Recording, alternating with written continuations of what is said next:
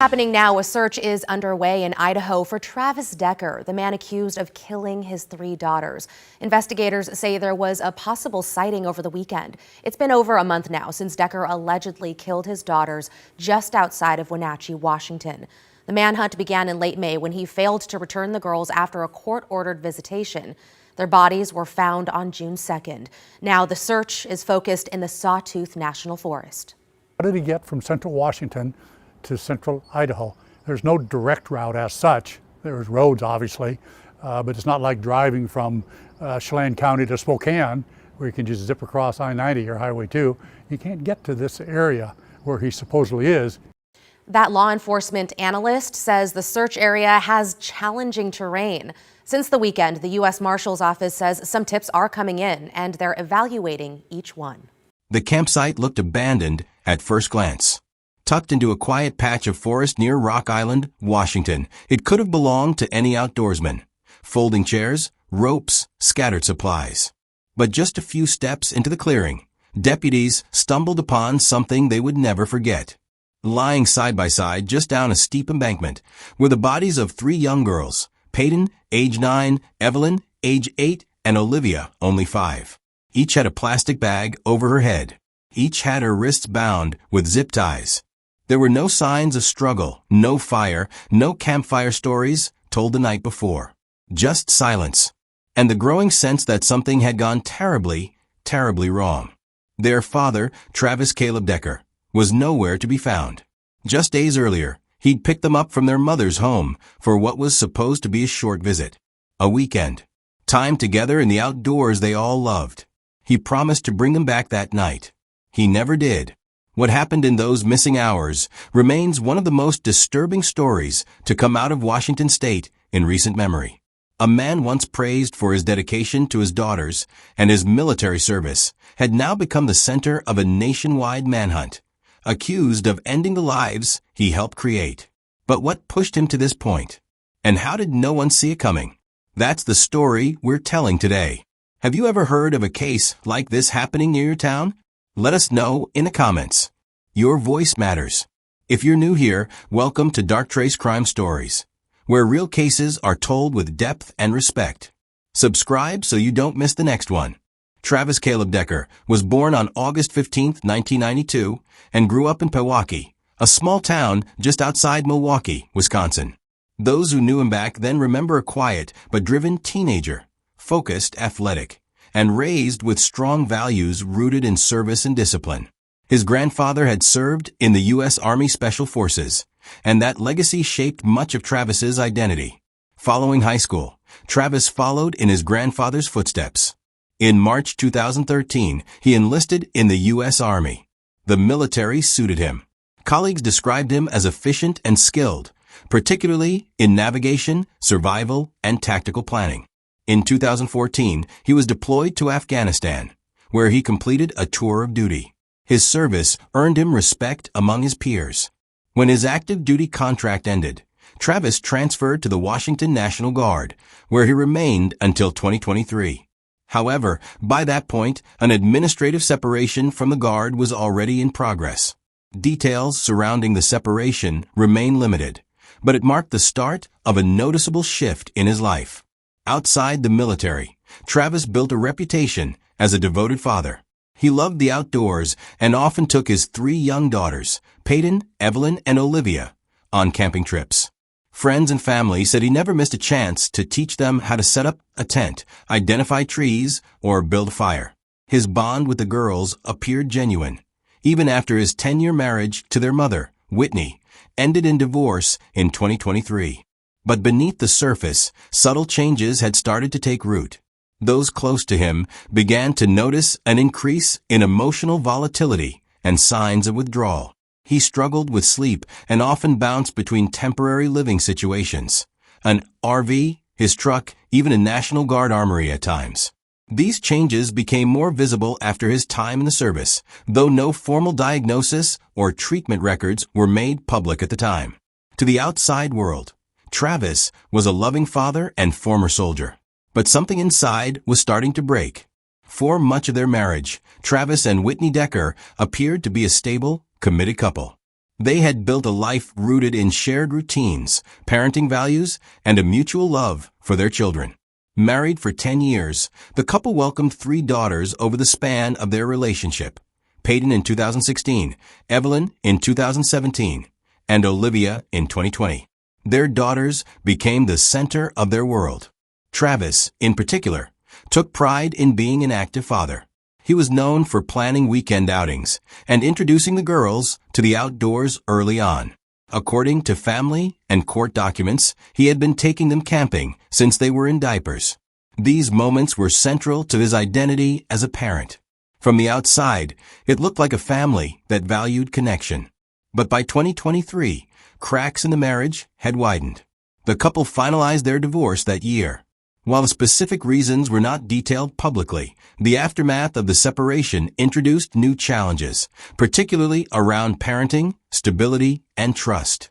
Shared custody was initially part of the agreement, but over time, concerns grew. Whitney began to notice troubling changes in Travis's behavior.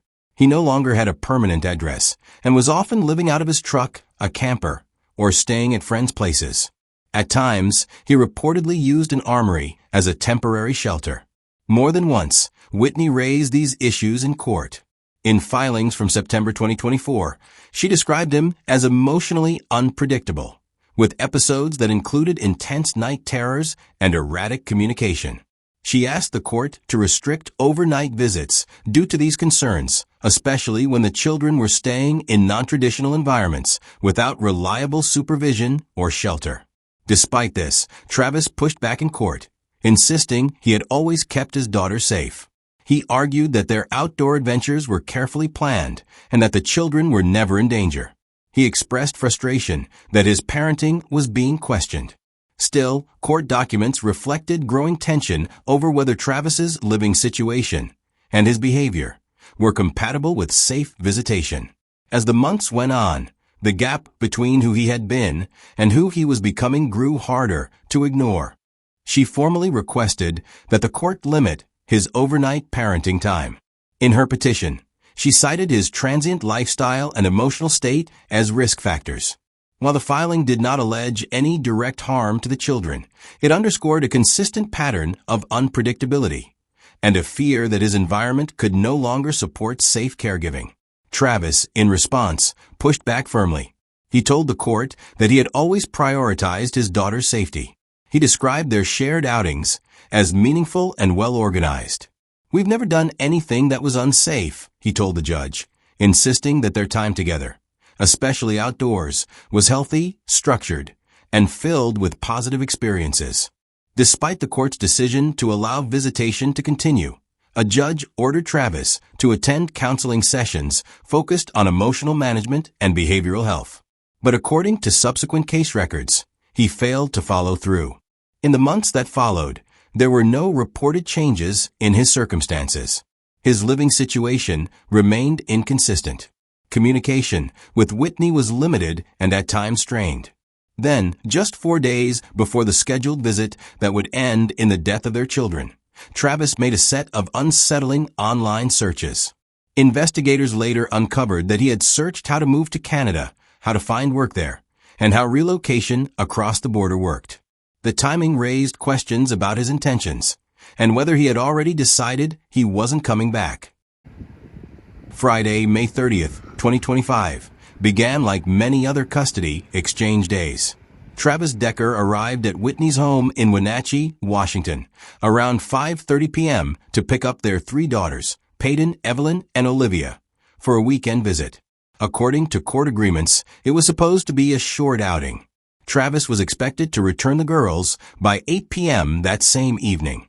Surveillance footage from Whitney's property shows Travis and Whitney speaking casually outside her home.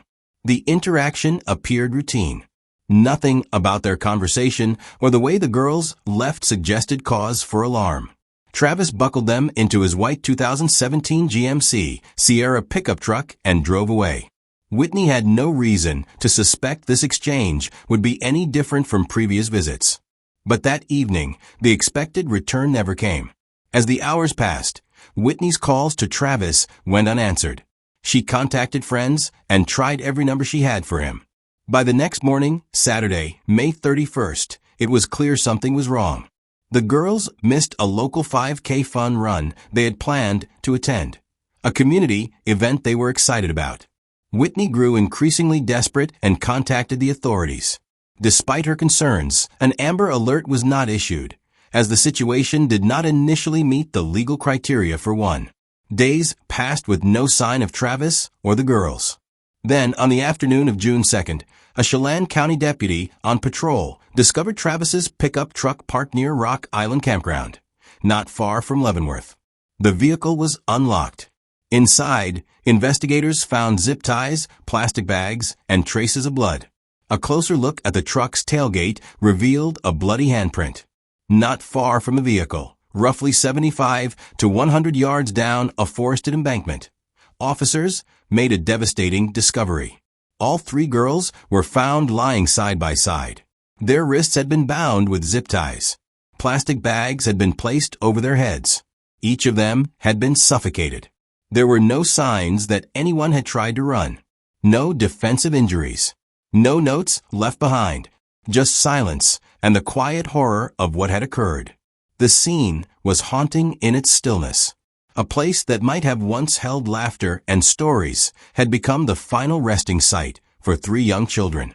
Travis Decker was gone.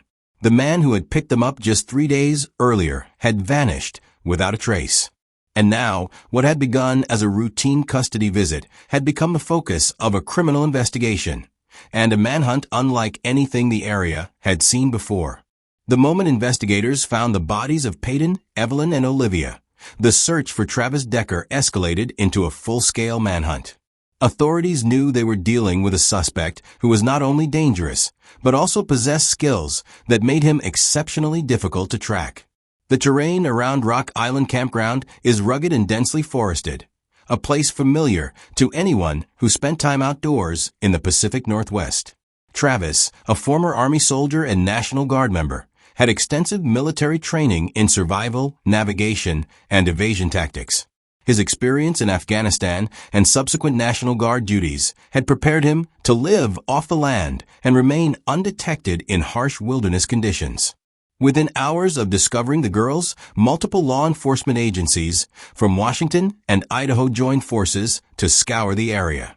The search teams included deputies, state patrol, federal agents, and specialized mountain rescue units. Helicopters and drones combed the treetops, while ground teams followed trails, waterways, and rough paths. Despite the massive effort, Travis Decker vanished into the wilderness. His knowledge of survival tactics made him a highly elusive target. He was reportedly wearing military-style gear and was believed to be capable of living off the land for extended periods. Over the following days, several reported sightings fueled hope and frustration alike. In early June, a sighting in Idaho's Sawtooth Forest near Stanley set off another intense search. Authorities investigated leads ranging from possible border crossings to transient camps, but none produced confirmed contact. False leads and rumors were a constant challenge for law enforcement. Some reports turned out to be misidentifications, others intentional hoaxes. The public's fascination with the case fueled social media speculation and a flood of tips, some credible, many not. By July 2025, weeks after the tragedy and manhunt began, Travis Decker remained at large. Officials refrained from declaring him dead, leaving open the possibility that he was still alive and evading capture somewhere in the vast wilderness, or possibly across the Canadian border. The search had become one of the largest in the region's recent history, but despite relentless efforts, Travis's whereabouts were unknown. What motivated this man to take his daughters into the woods? And what is his fate now? The questions linger, haunting those who followed the case closely. Do you think he's still alive, hiding somewhere out there? Or did he take his own life? Drop your thoughts below. Marshals say a fugitive father accused of murdering his 3 daughters may have been spotted in Idaho. Travis Decker has been on the run for more than a month. Authorities say a family camping near the Sawtooth National Forest claimed they saw someone matching Decker's description on Saturday. A statewide manhunt is underway in Idaho to try and track him down. The bodies of Decker's 3 young children were found near a campground in Washington state last month. He is wanted for murder and kidnapping charges. Peyton Evelyn and Olivia Decker were more than just names in a tragic headline. They were three vibrant sisters full of life, curiosity, and close-knit love. Peyton, the eldest at 9 years old, was described by family and friends as a protective big sister, always watching over her younger siblings with tenderness. Evelyn, 8, was known for her bright smile and gentle nature, while Olivia, the youngest of 5, brought laughter and light wherever she went. Their bond was undeniable. The girls spent much of their time together, sharing adventures in the outdoors with their father and making memories that would forever remain in the hearts of those who knew them. They were inseparable, a small family unit marked by warmth and affection despite the difficulties that sometimes surrounded them. Whitney Decker, their mother, has spoken of the deep emptiness left behind by their loss. She described the girls as her world, her daily motivation, and the joy that sustained her through challenges. Community members echoed these sentiments, recalling the girls' kindness and the way they touched the lives of neighbors and classmates alike. Though their lives were tragically cut short, Peyton, Evelyn, and Olivia's memory endures. Their story has become a reminder of the fragility of childhood and the profound impact of loss on a family and community. The tragic end of Travis Decker's 3 daughters forces a difficult question. What led a father once known for devotion to take such devastating action? Experts involved in the case pointed to signs of emotional turmoil in Travis's recent years. Though official medical records remain private, reports from family court and acquaintances suggested he was struggling with untreated psychological conditions.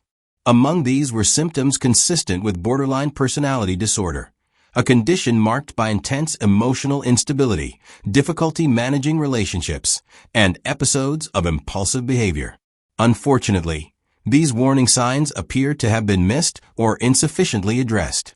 Whitney's concerns, raised in court filings and conversations with family, describe Travis's increasing emotional volatility and night terrors, yet the interventions ordered by the court, such as counseling, were reportedly not followed through.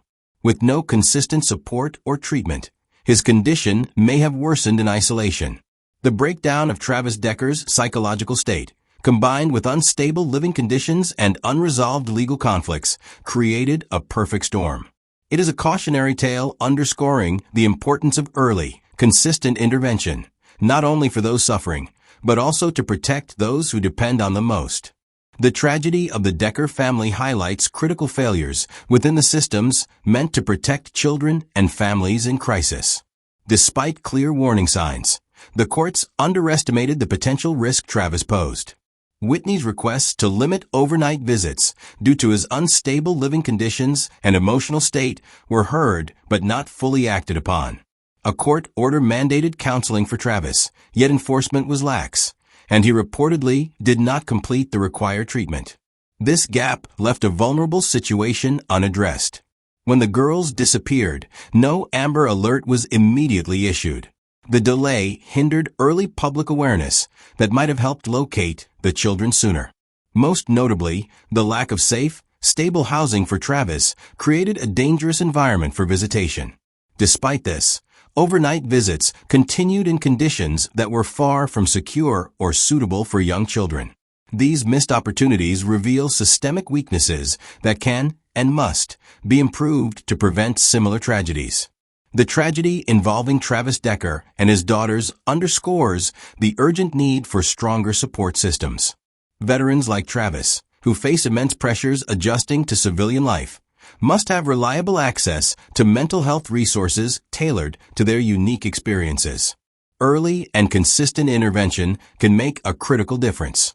Custody arrangements involving individuals with unstable living conditions or emotional struggles require more stringent safeguards. Courts should prioritize children's safety by closely monitoring high-risk cases and ensuring parenting time occurs in secure environments. Encouraging men in crisis to seek help openly can reduce isolation and prevent escalating distress. Normalizing conversations around emotional struggles is key. Finally, emergency response protocols must improve to act swiftly when custody exchanges raise red flags. Activating timely alerts and protective measures. What do you believe could have prevented this tragedy? Let's discuss in the comments. Your insight could help others. The story of Travis Decker and his 3 daughters is a heart-wrenching reminder that love, no matter how deep, can sometimes be overshadowed by pain and despair. A father once admired for his devotion became the very source of unimaginable loss. Peyton, Evelyn, and Olivia were young lives full of promise, taken far too soon. Their memory lives on in the hearts of family, friends, and community members who continue to grieve the void left behind. These 3 sisters remain a symbol of innocence lost and the fragile nature of safety within a family. This tragedy calls on all of us to pay closer attention, to support those struggling quietly, to advocate for stronger protections for children, and to push for reforms that close the gaps in our systems. As the quiet forest near Rock Island holds the place where their lives ended, it also holds their memory, a somber reminder of the need for vigilance, compassion, and change. May Peyton, Evelyn, and Olivia rest in peace, never forgotten.